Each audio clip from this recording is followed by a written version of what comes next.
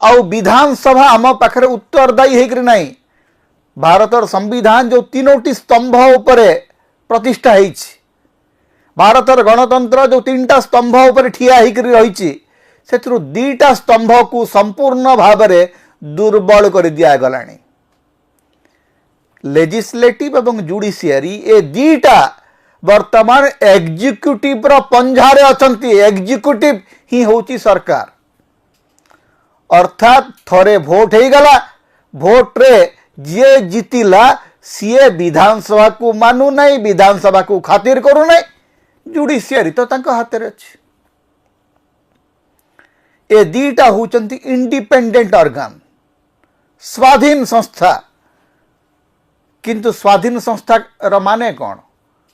आमे तो देखुचु जे राज्यसभा अध्यक्ष अवस्था कौन, लोकसभा बाचस्पति अध्यक्ष अवस्था कौन, एवं आमर विधानसभा बाचस्पति तो सीधा सड़क बीजेपी ऑफिस रे जाकरी बसुचंती।